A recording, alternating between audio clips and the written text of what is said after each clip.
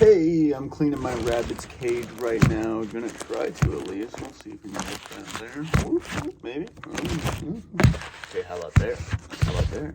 They like that? Okay, well, kind of in the shot, whatever. Gonna clean the cage. Talk about something quick that I was thinking about today. In the aspect of spirituality teachings and just kind of application to your life. So a lot of times when you hear like spiritual teachers, like the big thing is that like you wonder like what in the world do these people do outside of teaching people about spirituality. And it kind of made me think of like Buddhist monks who are just sitting in silence all day, just meditating for multiple hours. And although I think that's beneficial to show the capabilities that people can go to if you really put your mind to being at peace, like literally, you could become so peaceful and so at ease that you can sit and basically look at a wall for 8 hours and just meditate. But guess what? Most of the, I guess we're moving, whatever. Most of the populated world, even countries that are considered, quote, third world countries, don't operate like that. Most of us have kids, have families. Even if you're like saying somebody in a third world country, like they still have kids, they still have family, they still have stuff that they do. We all have lives that we do that stuff. So like in all reality, like spiritual teachings are great, but the spiritual teachers that I find fascinating and follow, which honestly isn't a lot of them. I can't think of too many people who are very, very knowledgeable in spiritual teachings and actually have lives outside of their spiritual teachings. And that's kind of the thing with all this. So I think this is why like spirituality has gone, it's been such a woo-woo thing, is because many, at least in the past, I think this is changing, but many of the spiritual teachers literally do nothing with the teachings, or at least we think they do nothing, right? They probably do stuff outside of their lives, but they don't document it, they don't talk about it. So the example of some people who I think do a good job of this is actually nuns. Now, follow me here. I teach a group of nuns, retired nuns, a weekly senior exercise class. A lot of them are between 60 and 80 years old, and basically for them these are very light and gentle classes to keep their mobility, to keep them just kind of up to par and living pain-free and such. And I actually talked to a lot of them about their life as a nun.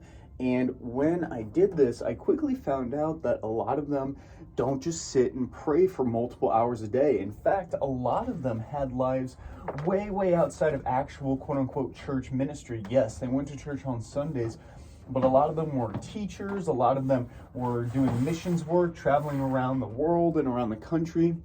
Some of them were working in like orphanages. Like they did a lot of stuff. A lot of them seemed to be teachers of some degree, which I thought was really neat and just cool, I guess. But that's a prime example of how most people should be applying spirituality. So, you know, the teachers, they give you the advice, but most of us aren't going to be spiritual teachers full time. We're going to be using spiritual teachings through our own device. We're going to be teaching spirituality through our own teachings, our own life, our own career.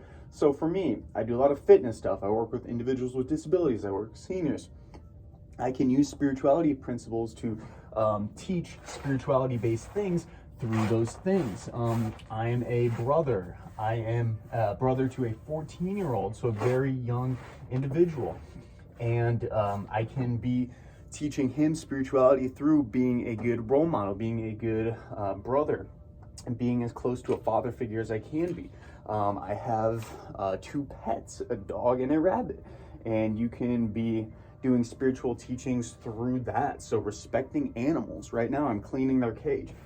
I could literally just not clean the cage and they could be living in filth and famine. And actually, side note, I'm not perfect when it comes to this. I had 2 hermit crabs when I was younger who I was scared to clean their cage because of their pinchers, and I unfortunately let them die because I was so scared to go in there. we're not all perfect. I forgave myself for that a long time ago.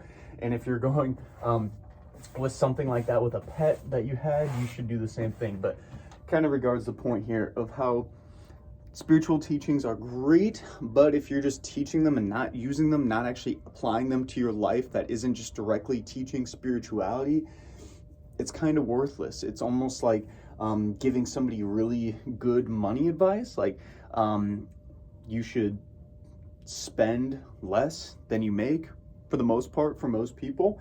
But if you don't do that yourself, people don't take you seriously. So that's really why I, this next year especially, I'm really going to be trying to go deep into these spirituality teachings through my own practice of these things, changing my internal state. I've already noticed it in my family and a lot of my friends that the energy around all those people have greatly changed just because I did a lot of internal work to change my internal energy. And literally a year ago, guys, I was in a not good place. I've talked about this a lot on my channel, but it's really, really true. And the second you can start taking these spirituality things, applying them into your life, it doesn't have to be all at once. And there are going to be times where you may falter a little bit, but that's okay. You need to come at this from a lens of that everything that's happening is for your greater good, whether it seems bad in the moment or whether it seems really good in the moment. Everything is actually for your greater good. And the second you start looking at it that way, the more and more actual quote unquote good things will happen because you're going to be more focused, more conscious, more aware of them. Everything around you doesn't change. The world around you doesn't change. Your perspective on that world changes. And the perspective on your world can change tremendously fast with your application to spirituality in your life.